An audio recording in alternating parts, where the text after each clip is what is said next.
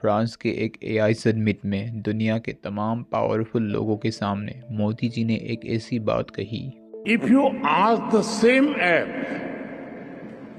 to draw an image of someone writing with their left hand, the app will most likely draw someone writing with the right hand.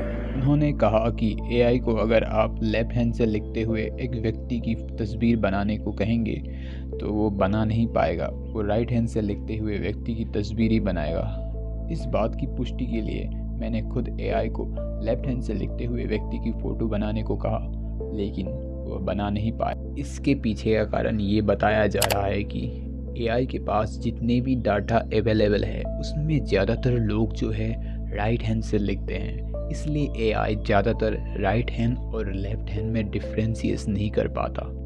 HC Verma IIT Kanpur के professor, उन्होंने AI के बारे में क्या कहा है, देखिए। एआई तो कुछ नहीं कर सकता, मैं तो चुनौती देता हूँ एआई को। मैं जो क्वेश्चन सेट करता हूँ इम्तिहान में, एआई उसका सोल्यूशन करके दिखा दे हमें, वो सब कुछ है। लेकिन एआई उतने में ही काम कर सकता है जितना अवेलेबल है। एक इंडिपेंडेंट मनुष्य जिस प्रकार की नई बातें सोच सकता है, नई बातें, एआई नई बातें नहीं सोच सकता है, वो पुरानी में से ही घूमता फिरता रहता है। लेकिन एक नए चीज का निर्माण करना ये मनुष्य ही कर सकता है, और वो उस मनुष्य ने अगर कुछ अपना बिल्कुल नया किया है तो मजाल है कि कोई एआई वाला उसको निकाल करके उसके सोल्यूशन बता सके। मतलब एआई कुछ भी क्रिएटिव सोच नहीं सकता। एआई के पास जितने भी डाटा अवेलेबल है उसके आधार पर ही रिजल्ट दिखाता है। एआई कुछ भी नया इनोवेटिव सोच नहीं सकता। अब दूसरा पॉइंट ऑफ व्यू देख लेते हैं। एलॉन मस्क एआई के बारे में क्या कहते हैं।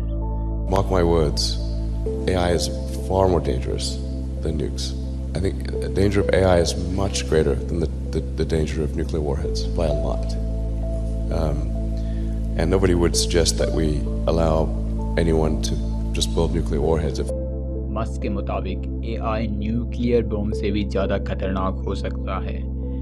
एआई सिर्फ डाटा प्रोसेसिंग तक ही सीमित नहीं रहेगा, बल्कि फ्यूचर में खुद क्रिएटिव बन सकता है, खुद फैसले ले सकता है, यहाँ तक कि कॉन्शियस भी हो सकता है।